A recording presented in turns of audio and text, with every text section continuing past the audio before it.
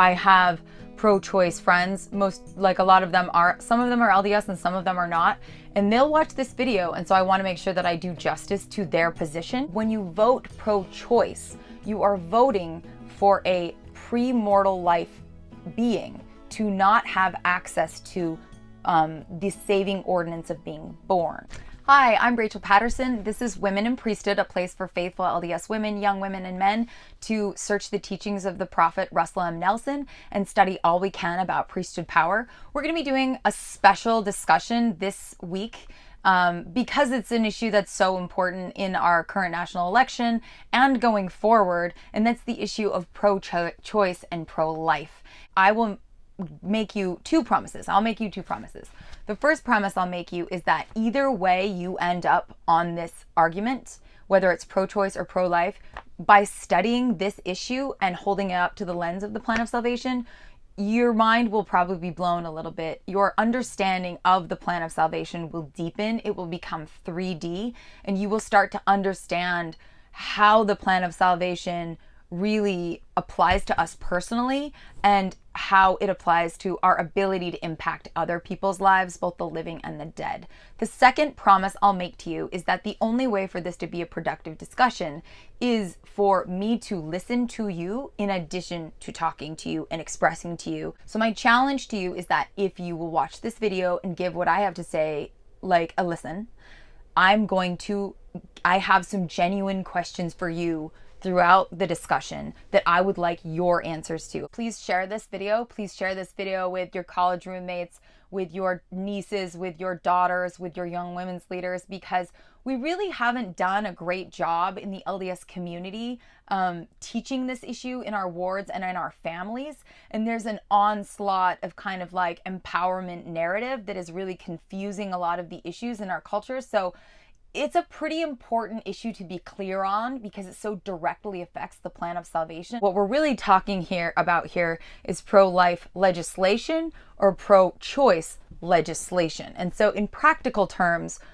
how does this debate express itself in our country? How does this debate express itself in our nation? And why, as members of the church, do we have a really unique take? We have the benefit of a lot of added insight when we come to bring our faith and our critical thinking skills to making sense of this debate. So the first thing to know is that from 2008 to 2011, I actually worked in the Middle East for 4 years. And while I was there, I started learning about some really interesting policies in the Middle East, in Iran, where they had like massive population control, like issues, like their poverty rates were skyrocketing along with their birth rates. So the average woman in the late 70s and early 80s was having about 7 children on average. So I wanted to study this country, and I wanted to do a case study of this in the Middle East because they were successful in reducing the rate of unwanted pregnancy in their country by 40 to 50% within 7 years. But here's the interesting part. Abortion is illegal in Islamic countries. And so they were able to reduce the rate of unwanted pregnancy without using abortion in their country. The process of studying this, and I can absolutely make a video to speak to that because I think it does address a lot of the issues where pro-life and pro-choice people and members of the church actually agree. Like there's a lot that pro-life and pro-choice advocates agree on. One of the biggest issues I've realized in the church is that when was the last time you had a woman sit you down and explain to you the pro-life, pro-choice argument in 2020?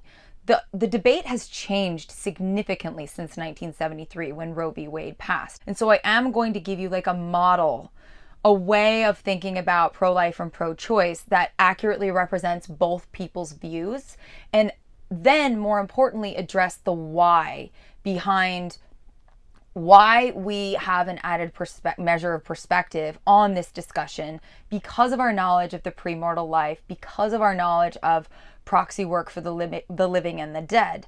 Thing that I've heard people say is like, you shouldn't talk about this. You have no right to judge me. Like, this is a decision between me and God. And to that, I would kind of push back and say, we're in this boat together. Like, your views and the way that you vote on pro-abortion or pro-choice or anti-abortion, like the labels are so confusing, which is why I'm going to spend some time unraveling it here. But I am in this country with you and you are in this country with me. And we have a vested interest in making sure that the policies that express itself in this country are a reflection of the values that we hold. And the final thing that I hear a lot of people saying is like, it's really not as clear as you're making it seem. Like, this issue is really complicated. Issues are complicated, but elections are binary. And particularly with this discussion of pro-choice and pro-life, like, you do have to distill down your thoughts and the many factors of this discussion and actually come out on a side. Because when you go to the ballot box, you are taking a position. You are either taking a position for or against, and there's really no in between. There are every single candidate, even independent candidates, are going to take a position on this issue. The way that we're going to start, though, talking about this is to give you a basic model that we can use to work through, because it clarifies sides. I have found that when I was trying to make sense of family planning policy in the United States, it was so confusing because of the labels. So we have what I'll present to you as the agency dilemma. We have a dilemma here. We have two people, right? We have a situation where agencies are conflicting with each other, and you as a voter have to judge the case, right? We have Kim. She is 6 months pregnant. She recently, her relationship hasn't worked out and she wants an abortion. She says, my body, my choice, and I want an abortion. Then you have Jocelyn. Jocelyn was conceived 6 months ago. She wants to be born. She says, my choice, my body, I want to be born. So this is the fundamental conflict that we have, is two competing sets of agency that cannot coexist. We do have to make a choice here, because on the ballot, in the ballot box, and on a voting ticket, you have to make a choice. You are either voting for a pro-choice candidate or a pro-life candidate, and there's no in between. The positive side is that there are three major provisions to abortion in terms of national legislation in America where pro-choice and pro-life advocates agree. The first one is that unwanted pregnancies are not a good thing, and everyone wants to reduce the rate of unwanted pregnancy.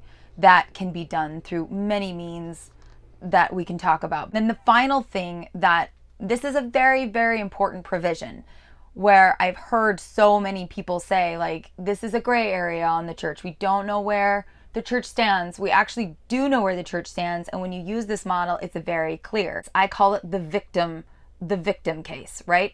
In a situation where a woman has been a victim of abuse, of incest, of rape, some people have mentioned sex trafficking, when they have been a victim of abuse, or when they have been a victim of tragedy, i.e., a pregnancy has become so medically complicated that the mother has to make a choice to either have an abortion or risk her own life. I've also heard of scenarios where, like, a miscarriage hasn't been completed properly by the body, and so an abortion is technically needed.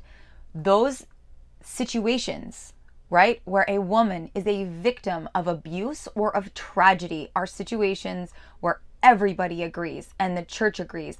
This is a situation where a woman has found herself in a tragic situation, and she needs support, and she has the blessings of the church, the support of the pro-choice and pro-life movements to make a very difficult decision for herself. Who knew? Isn't it great we all agree on something? Let's return to our model. We have a gestating woman. We're going to call her Kim. She is 6 months pregnant and she wants to get an abortion. And we have a fetus or an unborn child, however you want to label this entity. This child we're going to call Jocelyn. Jocelyn was conceived 6 months ago and she wants to be born.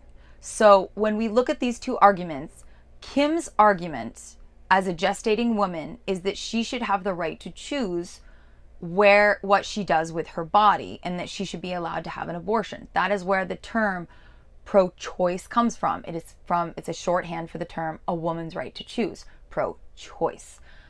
When you go down to Jocelyn's argument that she says it's my body, my choice, and I choose to live, that is where the argument of pro-life comes into play, right? Jocelyn wants to live. An important thing to note here is that I've actually only heard this with my LDS friends. I've never heard this argument emerge from like Catholic friends or like Jewish friends. I've never heard this. I've only heard this in the LDS community where people will say like, well, I'm not pro-abortion, I'm pro-choice, right? I don't want to promote abortion, but I'm pro-choice. And you may feel that way like emotionally and personally, but in terms of legislation, i.e. bills passed, judicial court case decisions, you are voting for the same thing. Being pro-choice in terms of laws and legislation proposed in your state ends up on the same bills. It's the same thing in terms of like bills passed. I think you get that. So there's really, you might make a distinction between being like anti-abortion and pro-choice or whatnot, but like the laws don't. The laws don't. If you're anti-abortion and pro-choice, or you're just pro-choice. In this conflict of agency, the conflict is whose agency reigns paramount. Is it Kim's right to choose, the gestating mother's right, the gestating woman's right to choose, or is it Jocelyn, the unborn child's right to choose? And what's interesting about this is, once again, in this scenario, Kim is not a high-risk pregnancy. She's not conceived this baby out of rape, incest, sex trafficking, or any kind of abuse. So that's why I'm using the example in this model of Kim, who is 6 months pregnant. She wants to get an abortion, and she says it's my body, my choice. When you look at this discussion, right, one of the words that keeps coming up is like the Roe v. Wade 1973 case, and the phrase that the case uses is that abortion is allowed up to the point of viability. So viability is a tricky word. It's pretty vague. It's also kind of an outdated word. So if we're basically asking like, when is a fetus or a baby alive? And honestly, most people could weigh in on that, but they really don't have a credible opinion because they're not experts on any level. Because this question, when does life begin, is like, it's a medical question. It's also a more like universal cosmic question of like, what is life? And there's really only two types of people that could weigh in on this. It would be medical professionals who have an expertise in understanding when something comes, as someone said, when a lump of cells, as several people have mentioned to me, becomes like a living organism. Like, you're also asking a fairly cosmic question. Like, my atheist friends would say like, that's a cosmic question. My religious friends would say like, that's a divine question. And so what's fascinating about this debate that we're having between Kim's agency and rights and Jocelyn's agency and rights is that President Russell M. Nelson, who is a doctor and a prophet of God, actually weighed in on this issue, and his position is very clearly against the women's right to choose position. He says, quote, when the controversies about abortion are debated, individual right of choice is invoked as though it were the supreme virtue. That could only be true if one person were involved. The rights of an individual do not allow the rights of another individual to be abused. Terminating the life of a developing baby involves two individuals with two separate bodies, brains, and hearts. A woman's choice for her own body does not include the right to deprive her baby of life and a lifetime of choices that her child would make. That is from the talk in 2008 called Abortion and Assault on the Defenseless. So what President Russell M. Nelson is saying here, if this was a court case, is he's weighing in on this issue, and he's saying Kim has rights, but her rights do not infringe upon the rights of Jocelyn. Kim's rights end where they infringe upon the rights of Jocelyn. This is obviously where everybody, I'm sure I can already hear people saying like, oh, well, you should think through things, and you shouldn't always just take what what leaders say and on face value, you should just like think through it on your own. You're absolutely right. We have heard the prophet of the Lord weigh in on this issue and asking a question of why. Why would he take this position? What is the reasoning for this? And there are many positions the church takes where I don't know as you can apply critical reasoning to, but this is one of those things where you can actually walk through the motions and kind of think critically through it, and it makes a lot of sense. Members of the Church of Jesus Christ of Latter-day Saints have a really unique perspective on this discussion of pro-life or pro-choice, is because of our knowledge of the plan of salvation, particularly the pre-mortal realm. So when we look at this model and we look at Jocelyn and we look at this baby that was conceived, or this fetus that was conceived 6 months ago, and we're saying, Jocelyn is saying, my body, my choice, and I want to be born. The question you have to ask is, well, how do you know if a fetus wants to be born? Like, how do you know if a baby wants to be born? Well, with knowledge of the premortal life, we have knowledge that before we came here, everybody fought a war for the right to be born. And recognizing that being born was an essential saving ordinance in participating in the plan of salvation. The one universal thing that everyone on the earth has in common is that we all fought a battle before premortal life. Like, this is what members of the church believe. We fought a battle before this earth life because we fought for the opportunity to come to earth and get a body. We fought for the right to be born.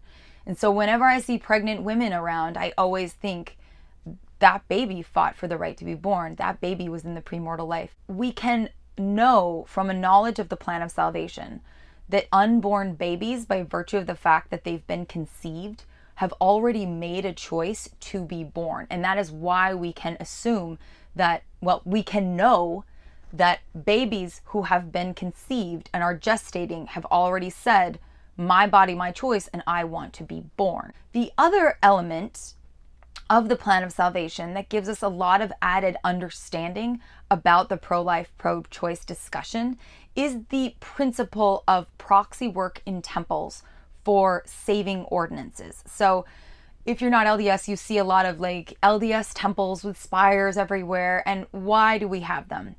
It's because we believe, as members of the church who are alive on the earth now, that we have an opportunity to stand in place for other people who are not on the earth, to stand in place for them so that they can receive essential saving covenants. Our favorite covenant to talk about is temple marriage. We all want to get sealed in the temple, and then we want to go to the temple and we want to stand in the place of people who have died, who haven't had the opportunity to receive those saving ordinances for themselves. When you vote in the ballot box becomes your own personal temple. Because in this situation where we have Kim, we have Jocelyn, we have two competing sets of agency. Kim has a vote. She can vote for herself. But Jocelyn cannot. Jocelyn cannot advocate for herself to have a right to be alive. That is up to us. And so when I have non-LDS friends who will ask me,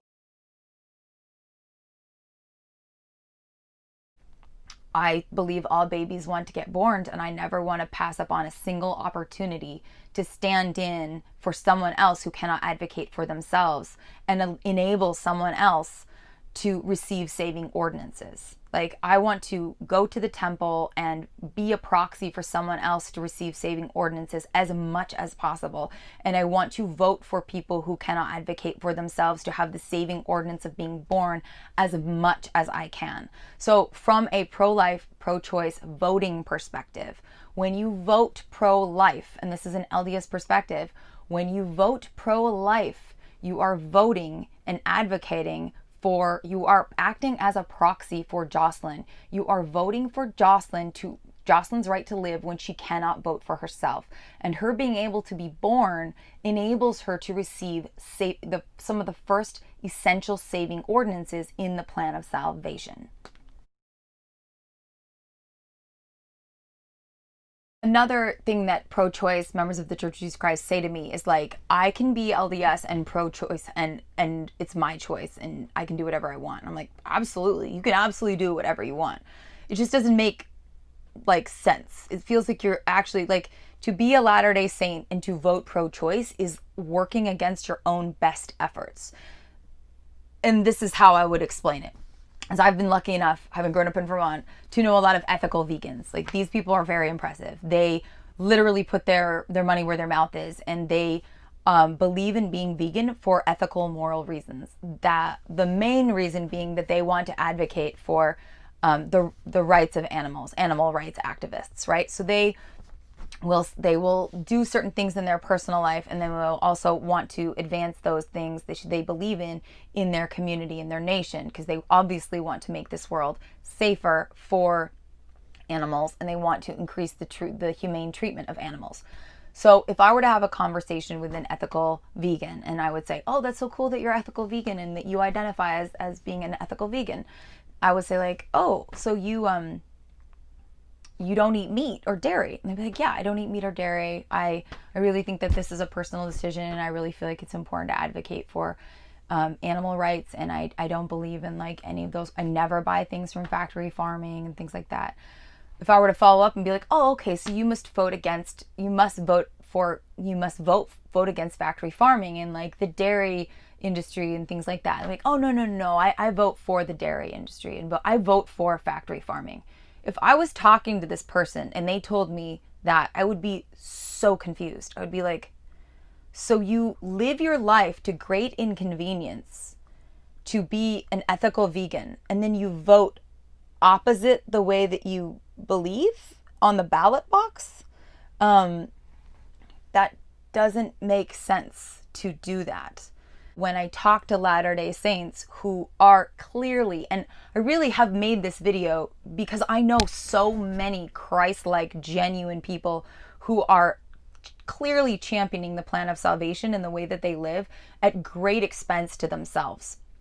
So you go to the temple to do proxy work for people, for the living and the dead, to advance the plan of salvation for other people, right? What does that mean? That means that you are trying to give as many people as possible an opportunity to receive saving ordinances that they didn't get a chance to have and do for themselves here, right? So you go do that. You do family history work. But when you vote pro-choice, you are voting for a pre-mortal life being to not have access to the saving ordinance of being born. Does that make sense? It's almost like you're working against your own best efforts. You're championing the plan of salvation in your personal life, and then you're curtailing it on the ballot box and in your nation. It just is like kind of working against your own best efforts to champion the plan of salvation forward. How rare would it be if you had a candidate that represented all of your views, right? That would be the goose that laid the golden egg. So in the reality on the ballot box, that we do have to choose between our priorities, our values.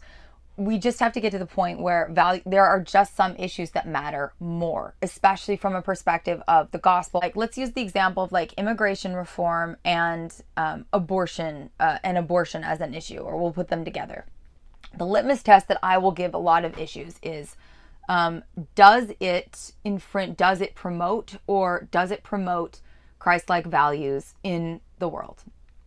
And yes or no. And then the question that I will ask is, does it directly or indirect the plan of salvation from being carried out and offered to souls in my nation? Russell M. Nelson always refers to abortion and its practice as frustrating the plan of salvation. And there are a lot of ways that we can understand the word frustrate. If you look in the dictionary, right, the words that define frustrate are going to be to prevent someone from accomplishing a purpose, to render something ineffectual, and to hinder or prevent or thwart plans. Immigration reform can improve the quality of lives for people, But bad immigration reform does not stop the plan of salvation from being offered to people. It doesn't stop the plan of salvation in its tracks. Environmental policy, like, can promote Christ-like living and, being good stewards over the nation, that the land that we've been given. It absolutely does. But bad environmental policy does not stop. It does not stop the plan of salvation in its tracks the way that abortion does, because you are literally a judge. You are in our nation. This is not a figurative thing. You are literally a judge in this model of Kim and Jocelyn. Kim, the gestating mother who's 6 months along, and Jocelyn, the baby conceived 6 months ago. The decisions are made by the states at this point. So voting pro-choice literally renders the plan of salvation for Jocelyn ineffectual, and however many other Jocelyns that there are who are aborted. When they are aborted and they're unable to receive the first saving ordinance of being born, for them personally, the plan of salvation has been rendered ineffectual by us who voted pro-choice. I think it's important to know that there are pro-life, anti-abortion Democrats, democratsforlife.org. This is a really awesome organization. There are more and more Democrats who are saying, like, I'm on board with all these things that you're advocating for with immigration policy and environmental policy, but I just can't get on board with these fairly extreme efforts to curtail, to basically use abortion as a form of contraception. So if you are looking for pro-life Democrats, they do exist. This organization is really bold because they are endorsing candidates in each state who are legitimately running on a pro-life platform. And they really deserve a lot of support because they are trying to reform change within their own party. More and more Republicans are becoming pro-choice, meaning women's right to choose. So they're voting for Kim and they're voting against Jocelyn's right to be born.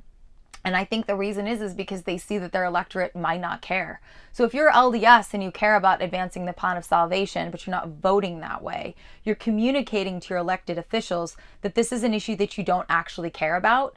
And they will change the way that they advocate in the Senate to align with what you're communicating to them. We need to continue to communicate to our state legislatures and our senators and congressmen that this is an issue we care deeply about. And the only way they're going to know that is if we keep voting in a way that votes for the right of Jocelyn to be born. Because as people who believe in the in the premortal life and the preexistence and the war before we came here, we believe that everyone who kept their first estate chose to want to have a body.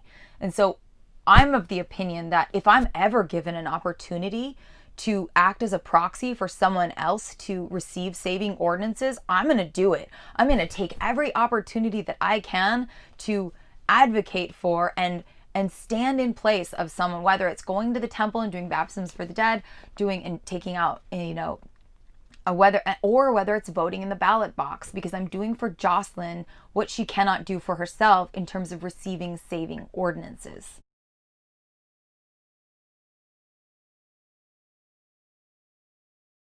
So in this next section, we're going to get into a bit of the nitty-gritty of what it means to be pro-choice and pro-life in the United States in 2020. I think a lot of people are kind of stuck in 1973 and even like 1985 when it comes to what you're actually voting for when you vote pro-choice or pro-life. Like, the discussion has drastically changed. We're going to start with Roe v. Wade, right? Roe v. Wade in 1973 ultimately said that they made a national decision that every state must allow legal abortion. They worded the legislation with the word like up to the point of viability. They worded it vaguely enough that it's kind of open to interpretation because they recognized that different states were going to have different feelings and opinions about how that law should be interpreted. If the Supreme Court had wanted to continue having a heavy hand on dictating those policies to individual states, they would have. But instead, what you need to know are two very critical policies, Supreme Court cases that came after, which are, I think, equally as telling as Roe v. Wade. And the first is Casey, which is Casey versus undue burden is basically the shorthand for this case. And in this situation, the Supreme Court decided that individual states can decide at what level they would like to curtail the use of abortion in their state. Best example of this that I can argue for is why you would vote pro-life is because the kind of legislation you see is attempting to curtail the use of abortion as a form in place of just normal contraception. So in several states, many states now, they say, yes, you can get an abortion, but you have to get an ultrasound first, a medical ultrasound first. And the reason they say this is because we know that when a gestating woman sees a baby on an ultrasound, she's much less likely to want an abortion. Some other policies that you see that would fall, and the Supreme Court case, so the Supreme Court in the issue of Casey and also Madison versus women's reproductive rights support states' individual interpretation of this law, so long as it doesn't infringe upon women who have conceived as a result of tragedy or abuse, right? This is why it's really important to vote pro-life on a state level. So the debate about whether or not women should have access to legal and safe abortions was the debate of the 1970s. And now the debate is, should women be allowed to use abortion as a form of contraception or should they not? Basically, what has happened with these 3 court cases is that the Supreme Court will protect the rights of women to get a safe and legal abortion up to the point of viability. And they leave it up to individual states to interpret what viability means. So, for example, the state of Missouri says viability is 8 weeks. The state of Louisiana and Mississippi say the level of viability is 15 weeks, and that's past the first trimester. And so the idea is that if you want an abortion, you have to get it by this point in your pregnancy. Utah, Arkansas are 18 weeks. Arizona, Mississippi, North Carolina say it's a 20-week cutoff, and then Alabama, Arkansas, Georgia, Idaho, Indiana, Iowa, Kansas, Kentucky, Louisiana, Nebraska, North Dakota, Ohio, Oklahoma, South Carolina all say there's a 22-week cutoff. And the Supreme Court upholds individual states' rights to curtail the use of abortion as a form of contraception as they see fit and supports them in that. Obviously, the reason these laws are upheld is because the Supreme Court has said, no, that's within the interpretation of the of states' rights. So if you have to choose whether or not you're going to vote pro-life on a national ticket or on a state ticket, vote pro-life on a state ticket because it makes much more of an impact. To some extent, that's kind of what Roe v. Wade in combination with the Casey case say, is that the Supreme Court have weighed in on this issue on a national level as much as they're going to, and from now on, it's based on your state community to decide to what level you are going to kind of support abortion. That if we're going to talk about one part of the plan of salvation, then I would be remiss to not address the entire plan of salvation. And the first thing I wanted to say is to women who have an unwanted pregnancy, who have found themselves pregnant and who have decided to carry that baby full term, in my eyes, you are a hero. And I think in our Latter-day Saint community, we should start recognizing these women as heroes, as saviors on Mount Zion, because they are doing some of the bravest, boldest work that I can imagine, which is to choose to carry a life full term when the laws of their nation tell them that they can, and the culture of our nation tells them that they should abort the baby, and yet they are choosing to be strong and give a soul an opportunity to receive the saving ordinance of birth. And we need to give them hugs and give them love and tell them we admire them and ask them if they need anything, because they are doing amazing things by making a choice like that. To women who have had an abortion, who have been in that really traumatic and awful situation, who are members of the church, I hope that you know that your Heavenly Father and your Heavenly Mother love you, and they knew that we would all kind of face plant our way through life, and they still love you, and you're still in this game. And I hope that if you don't already feel the love of God for you, independent of what choices you've made, I hope that you'll continue to become closer to them, because we can't talk about the plan of salvation without talking about the atonement of Jesus Christ. The atonement of Jesus Christ is big enough and bold enough and strong enough to allow you to feel God's love and to let you know that it's going to be okay. And I think we'd be remiss to not address the full plan of salvation when we're talking about the discussion about pro-life and pro-choice. So here are my final 2 questions for you. My first question is, what is an LDS pro-choice argument for second and third term abortion? Or I'll say it better. What is an LDS argument for pro-choice into the second and third term of a pregnancy? I've tried to wrap my head around that and I can't come up with anything. And the second question I have is for bishops and stake presidents. I think one of the things that I have found and been very confused by, and I know I'm not alone in this, is it ethical to call public officials, so these are LDS public officials, so senators, legislators, into high positions of influence when they have taken a public position of pro-choice? This is a public position against the plan of salvation. Is it ethical? Right? They have taken something that is typically personal and they have taken it public and they've made a public stand on this position that is, as we have learned, against the plan of salvation. Is it ethical to call these people into positions of influence in wards and stakes like the High Council, bishoprics, etc., etc.? I obviously think that it's misleading, and we would never call someone who is openly advocating for adultery in their life to a position of High Council. So why would we call people into positions of influence who are public officials, who are LDS, and who advocate for pro-choice? Those are my 2 questions, and I'm interested to hear what everyone's thoughts are. I'm sure there's going to be a lot of them. Please share this video. Please share this video with your college roommates, with your nieces, with your daughters, with your young women's leaders, because we really haven't done a great job in the LDS community teaching this issue in our wards and in our families. And there's an onslaught of kind of like empowerment narrative that is really confusing a lot of the issues in our culture. So it's a pretty important issue to be clear on because it so directly affects the plan of salvation from happening in our nation.